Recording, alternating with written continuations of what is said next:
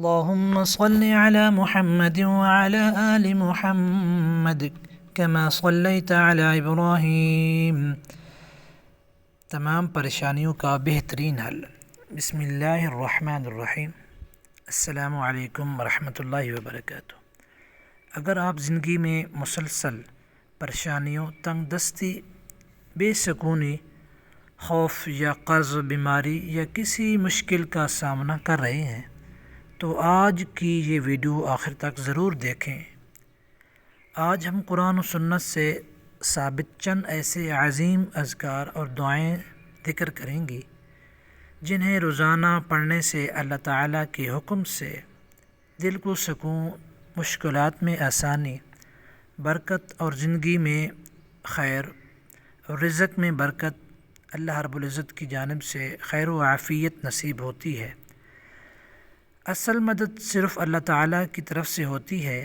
دعا یہ مومن کا سب سے مضبوط ہتھیار ہے۔ پریشانیوں سے نجات کے 4 عظیم اذکار ہیں۔ نمبر 1، ہر قسم کی پریشانی کے لیے آپ یہ وظیفہ زیادہ سے زیادہ پڑھیں۔ حسبنا اللہ ونعم الوکیل، یہ روزانہ 313 مرتبہ ضرور پڑھیں، اس سے زیادہ بھی پڑھ سکتے ہیں۔ یہ اللہ تعالیٰ کا کامل بھروسے کا بہترین ذکر ہے جو دل کو سکون اور مشکلات میں آسانی کا ذریعہ بنتا ہے۔ نمبر 2، غم اور تنگی سے نجات کے لیے لا حول ولا قوة الا باللہ، یہ روزانہ 100 مرتبہ پڑھیں یا اس سے زیادہ بھی آپ پڑھ سکتے ہیں۔ یہ جنت کے خزانوں میں سے ایک عظیم ذکر ہے جو اللہ تعالیٰ کی مدد اور یقین مضبوط کرتا ہے۔ نمبر 3، بخشش اور رزق میں برکت کے لیے استغفر اللہ واتوب الیہ، یہ روزانہ کم سے کم 100 مرتبہ پڑھیں، زیادہ سے زیادہ بھی آپ پڑھ سکتے ہیں۔ استغفار سے گناہ معاف ہوتے ہیں، رزق میں برکت آتی ہے اور مشکلات آسان ہوتی ہیں۔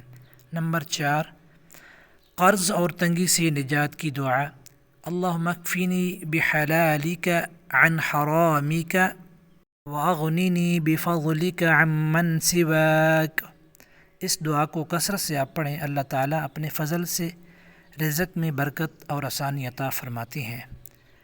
پیارے ناظرین، ان اذکار اور دعاؤں کو یقین، اخلاص اور اللہ تعالیٰ پر کامل بھروسے کے ساتھ اپنی روزمرہ زندگی کا حصہ بنائیں۔ انشاءاللہ تعالیٰ اپنی رحمت سے اللہ تعالیٰ آپ کی جائز پریشانیاں آسان فرمائے گا، دل کو سکون عطا فرمائے گا اور رزق میں جو ہے برکت عطا فرمائے گا۔ اگر ہماری یہ ویڈیو پسند آئے تو ہمارے چینل کو قرآن کلپس 92 کو سبسکرائب کر دیں، لائک کریں اور لوگوں کے ساتھ شیئر کریں۔ اللہ تعالی ہم سب کی تمام جائز پریشانیاں دور فرمائے، بیماروں کو شفا عطا فرمائے، قرض داروں کو آسانی عطا فرمائے اور ہمیں دنیا اور آخرت کی کامیابیاں نصیب فرمائے۔ آمین یا رب العالمین۔ السلام علیکم ورحمۃ اللہ وبرکاتہ۔